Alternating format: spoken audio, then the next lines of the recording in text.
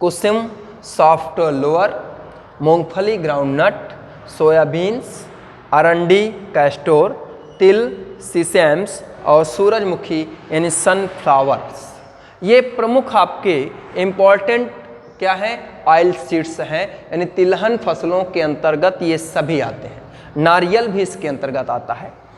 इनमें से इन तीन की बात करें तो ये तीनों रबी की फसलें हैं, रबी क्रॉप्स हैं और रबी की फसलों के अंतर्गत आएंगे। इसमें ये चार जो है मूंगफली, सोयाबीन, अरंडी एंड तिल, ये खरीफ की फसल के अंतर्गत आता है। और जो ये सूरजमुखी है ये तीनों की फसल आती है।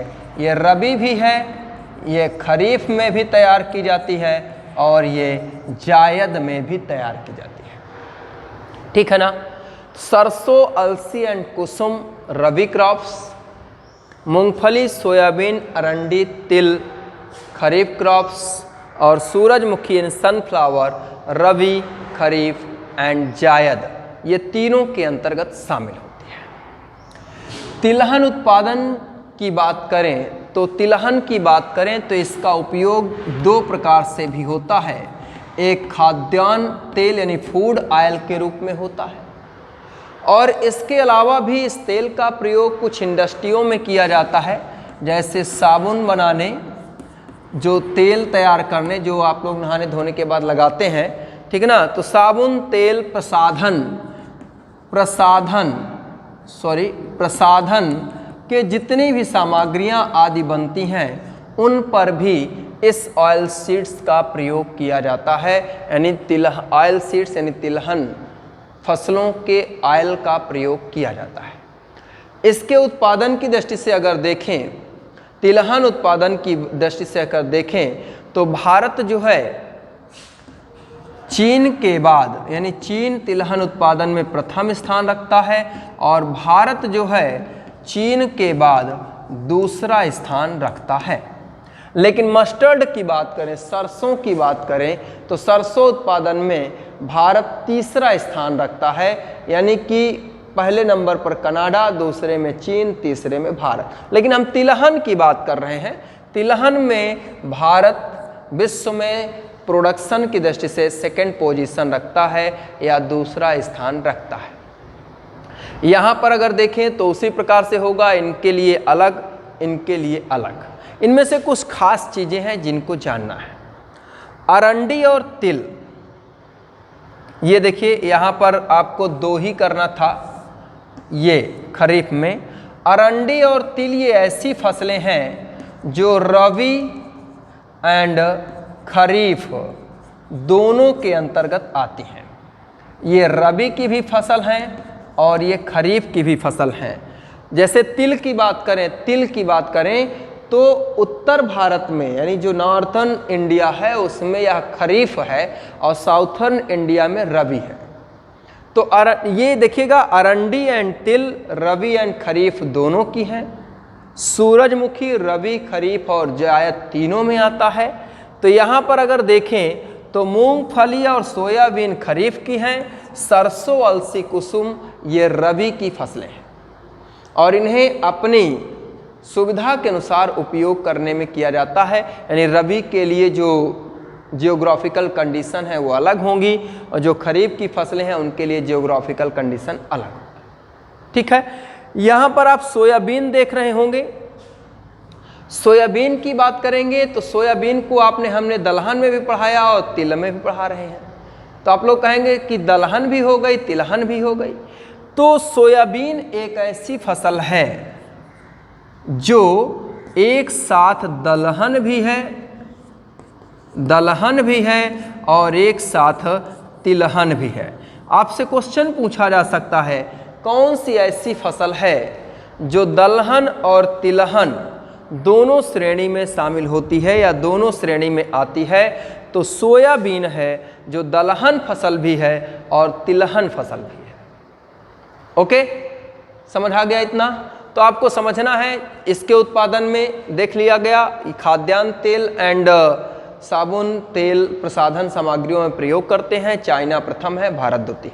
अलग अलग राज्यों की बात करते हैं, किसके उत्पादन में किसका स्थान है अधिक। यहाँ हम आपको सिर्फ प्रथम स्थान बताएंगे। स्टेट की एक बात में अगर कहें कि तिलहन उत्पादन में अगर किसी का प्रथम स्थान है तो तिलहन में, पूरे तिलहन की बात करें तो मध्य प्रदेश तिलहन उत्पादन में अपना प्रथम स्थान रखता है। क्योंकि आपको पता होना चाहिए सोयाबीन का सबसे अधिक उत्पादन वहीं होता है, और सोयाबीन, मूंगफली ये तिलहन के दो प्रमुख सेंटर माने जाते हैं। तो सरसों की बात करें तो भारत में सभी के प्रथम स्थान बताएंगे।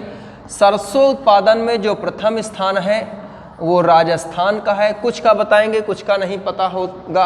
अलसी की बात करें तो अलसी में आप ऐसा करेंगे, मध्य प्रदेश प्रथम स्थान पर रखेंगे और उत्तर प्रदेश को द्वितीय स्थान पर रखेंगे। और ये याद रखना है कि भारत का 60% अलसी उत्तर प्रदेश और मध्य प्रदेश में ही तैयार की जाती है। कुसुम उत्पादन में प्रथम स्थान महाराष्ट्र का है, यानी कुसुम उत्पादन की दृष्टि से प्रथम स्थान महाराष्ट्र रखता है। मूंगफली उत्पादन में प्रथम स्थान की बात करें तो गुजरात रखता है। गुजरात के बाद दूसरा स्थान आंध्र प्रदेश का होता है। सोयाबीन की बात करें तो सीधी सी बात है, आपको पता है सोयाबीन, पीछे आप पढ़ चुके हैं। सोयाबीन उत्पादन में प्रथम स्थान किसका है? मध्य प्रदेश का है। ठीक है। सूरजमुखी का बता देते हैं। सूरजमुखी उत्पादन में जो प्रथम स्थान है वो कर्नाटक है, यानी कर्नाटक में सूरजमुखी का सबसे अधिक उत्पादन किया जाता है। तो तिलहन में आपको इतना पर्याप्त है, इतनी चीज़ें आपको याद रखना है। ठीक है ना। अब आप लोग चलते हैं दूसरी क्रॉप्स की तरफ, जिसे हम लोग गन्ना कहते हैं। गन्ना यानी शुगर कैन।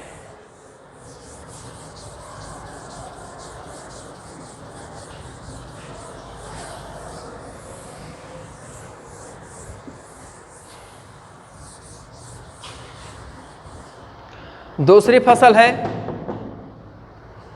गन्ना।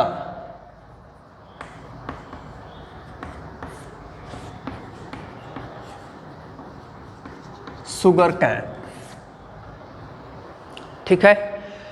अब गन्ने की बात करें तो यह जो है गन्ना का जो उत्पादन की दृष्टि से अगर बात करें तो गन्ना एक प्रकार से खरीफ की कैटेगरी में इसे लाते हैं। गन्ना एक कैसी फसल है? गन्ना एक खरीफ की फसल है। इसे हम लोग नकदी फसल के नाम से भी जानते हैं। नकदी फसल मतलब हम लोग इस फसल को मुख्यतः व्यवसाय के लिए तैयार करते हैं। ये खाद्यान्न फसल की कैटेगरी पे नहीं आती है। हम लोग इसको इंडस्ट्रीज करके बदलते हैं गुड़ चीनी में। तो एक प्रकार से ये नकदी फसल है, क्योंकि इसके बोने का जो मुख्य उद्देश्य होता है वो व्यापार या बेचना होता है। गन्ना उत्पादन में भारत ब्राज़ील के बाद, ब्राज़ील प्रथम स्थान और भारत द्वितीय स्थान रखता है। ठीक है ना। गन्ना उत्पादन की दृष्टि से भारत, शुगर कैन प्रोडक्शन की दृष्टि से भारत ब्राज़ील के बाद दूसरा स्थान रखता है, या कहें कि गन्ना उत्पादन में यह अपनी दूसरा स्थान रखता है।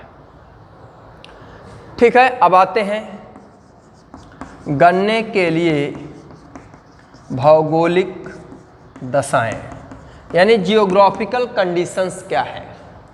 तो पहली चीज जानना है कि गन्ना उष्ण व उपोष्ण कटिबंध की फसल है। उष्ण व उपोष्ण कटिबंध की फसल है, यानी उष्ण और उपोष्ण का मतलब है कि ये ट्रॉपिकल एंड सब ट्रॉपिकल क्लाइमेट्स की एक फसल है। समझ आ गया? ट्रॉपिकल एंड सब ट्रॉपिकल क्लाइमेट्स की फसल है। तो इसके लिए कितने टेम्परेचर की ज़रूरत है, कितने वर्षा की ज़रूरत है और कैसी सॉइल यानी मिट्टी की ज़रूरत है। तो गन्ने के लिए टेम्परेचर की बात करें तो 21 टू 27 डिग्री सेल्सियस टेम्परेचर गन्ने के लिए सबसे अधिक उपयुक्त माना जाता है। वर्षा की बात करें तो 75 टू 100 सेंटीमीटर कि वर्षा इसके लिए पर्याप्त मानी जाती है। अगर वर्षा कम होती है तो इरिगेशन यानी सिंचाई के माध्यम से भी हम लोग जो है गन्ने की फसल को तैयार कर सकते हैं। और इसके लिए गहरी दोमट मिट्टी, नमी युक्त यानी कि जिसमें ह्यूमिडिटी सबसे ज़्यादा रह सके, तो गहरी मिट्टी में ही गहरी दोमट मिट्टी यानी जो एक प्रकार से एलुवियल सॉइल्स होती हैं वही, और ब्लैक सॉइल यानी काली मिट्टी गन्ना उत्पादन के लिए सर्वाधिक उपयुक्त होती है। ओके, ये हो गया इनकी जियोग्राफिकल कंडीशन। अब आते हैं उत्पादन वितरण क्षेत्र, यानी कि गन्ना के उत्पादक वितरण क्षेत्र कौन कौन से हैं।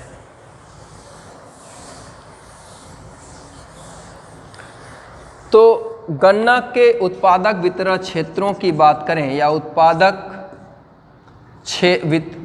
वितरण यानी उत्पादक क्षेत्र या उत्पादक वितरण डाल सकते हैं, वितरण क्षेत्र डाल सकते हैं।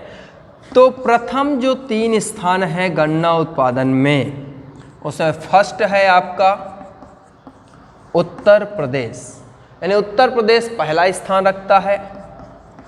महाराष्ट्र दूसरा स्थान रखता है। कर्नाटक गन्ना उत्पादन में तीसरा स्थान रखता है और तमिलनाडु गन्ना उत्पादन में चौथा स्थान रखता है। हमने यहाँ चौथा पॉइंट इसलिए बता दिया, तमिलनाडु आपको याद रखना है, अगर पूछा जाए प्रति दर हेक्टेयर की दृष्टि से सबसे अधिक उत्पादन कहाँ होता है, तो प्रति दर हेक्टेयर अगर देखेंगे तो इस दृष्टि से प्रथम स्थान तमिलनाडु का है। यानी प्रति दर हेक्टेयर में गन्ना का सबसे अधिक उत्पादन अगर कहें तो भारत के तमिलनाडु में किया जाता है। भारत में अगर कहें तो प्रति दर हेक्टेयर की दृष्टि से तमिलनाडु में अधिक प्रोडक्शन किया जाता है। इसके अलावा अन्य राज्यों में आंध्र प्रदेश, तेलंगाना, बिहार, पंजाब, हरियाणा, ठीक है ना, अन्य राज्य आंध्र प्रदेश, तेलंगाना, बिहार, पंजाब, हरियाणा आदि राज्यों में गन्ना का उत्पादन किया जाता है या गन्ना का उत्पादन होता है। गन्ने की बात करें तो गन्ने का जो मुख्यतः उपयोग है, यहाँ पर बताना चाहिए था खरीफ और नकदी फसल है। इसका उपयोग मुख्यतः चीनी, गुड़, खांडसारी, ठीक है ना, आदि के निर्माण में किया जाता है। सिरा बनाने, ठीक है ना, सिरा बनाने आदि के रूप में इस गन्ने का उपयोग किया जाता है। भारत में चीनी, गुड़, खांडसारी और सिरा बनाने के रूप में इसका उपयोग किया जाता है। तो इस प्रकार से ये शुगर कैन हो गया, एक खरीफ की फसल है। सीधी सी बात है, यहाँ पर आपको जियोग्राफिकल कंडीशन बताई गई थी। उष्ण कटिबंधीय, उपोष्ण कटिबंधीय, दोनों कटिबंध में नहीं, ट्रॉपिकल सब ट्रॉपिकल की फसल है तो खरीफ होगी। नकदी फसलें, प्रथम स्थान ब्राज़ील का है, भारत का विश्व में दूसरा स्थान है।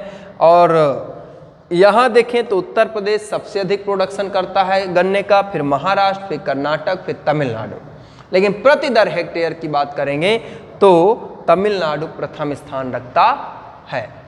तो यहीं तक आपको ये वीडियो पसंद आई हो, इसे लाइक एंड सब्सक्राइब जरूर करेंगे। नेक्स्ट क्लास पे नेक्स्ट फसल के बारे में आपको बताया जाएगा।